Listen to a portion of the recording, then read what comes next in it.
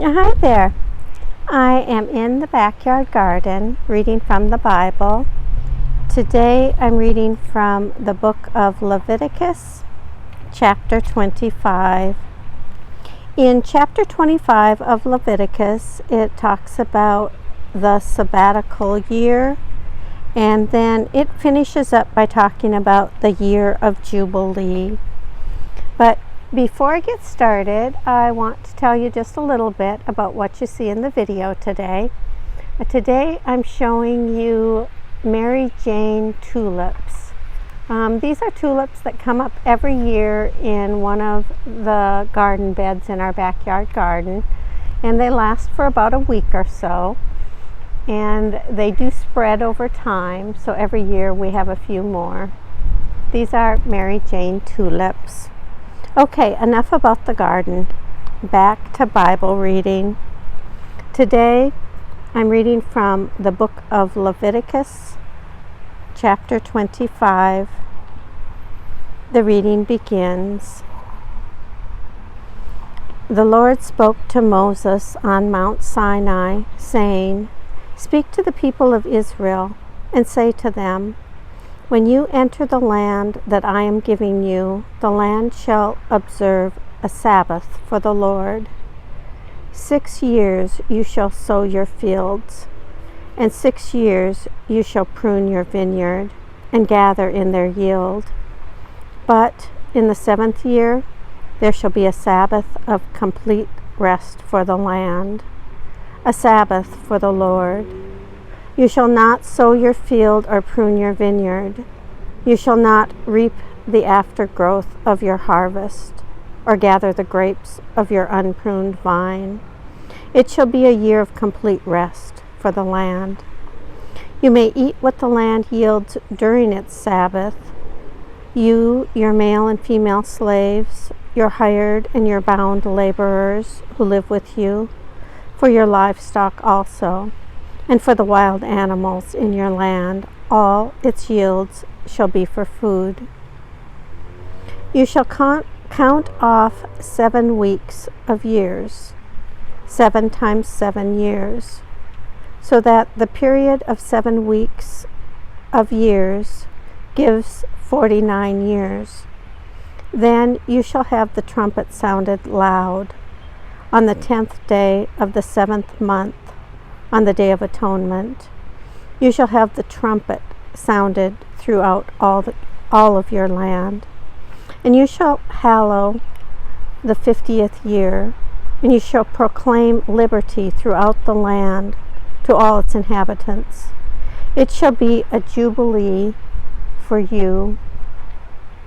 You shall return, every one of you, to your property, and every one of you to your family. That 50th year shall be a jubilee for you. You shall not sow or reap the aftergrowth, or harvest the unpruned vines, for it is a jubilee. It shall be holy to you. You shall eat only what the field itself produces.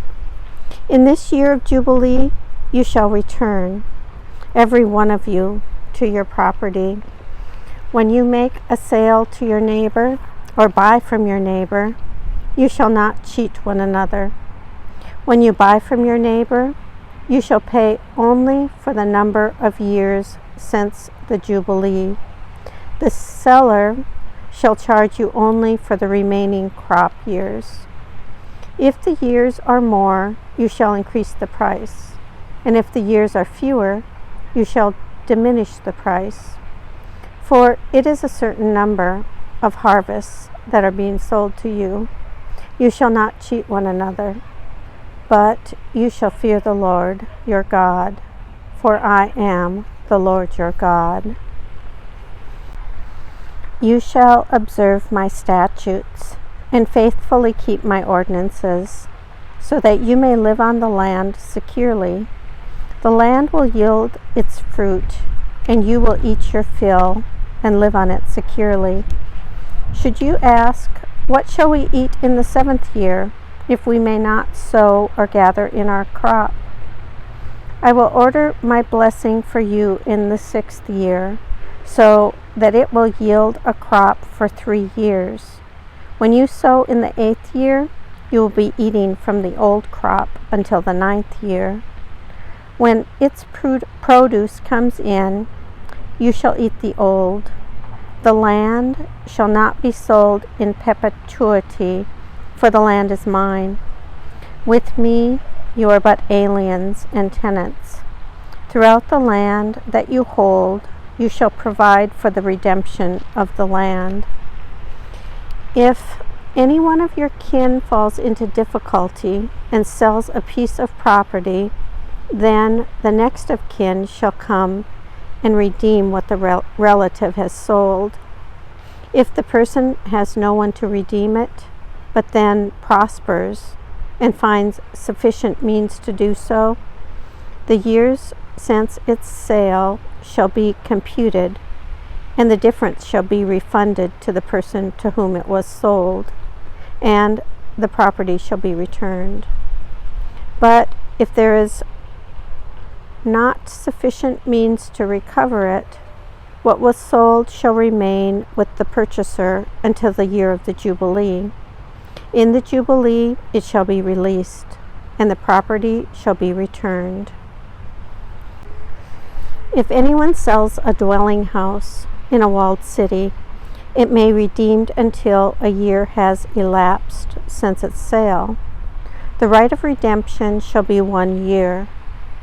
If it is not redeemed before a full year has elapsed, a house that is in a walled city shall pass in perpetuity to the purchaser throughout the generations. It shall not be released in the Jubilee. But houses in villages that have no walls around them shall be classed as open country. They may be redeemed, and they shall be released in the Jubilee. As for the cities of the Levites, and the Levites shall forever have the right of redemption of the houses in the cities belonging to them.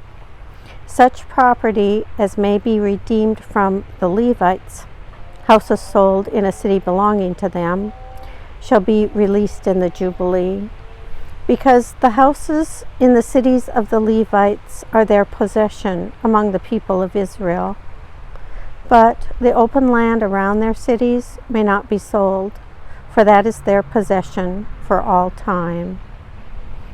If any of your kin fall into difficulty and become dependent on you, you shall support them.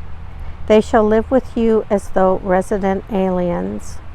Do not take interest in advance or otherwise make a profit from them, but fear your God. Let them live with you. You shall not lend them your money at interest taken in advance, or provide them food at a profit. I am the Lord your God, who brought you out of the land of Egypt to give you the land of Canaan, to be your God.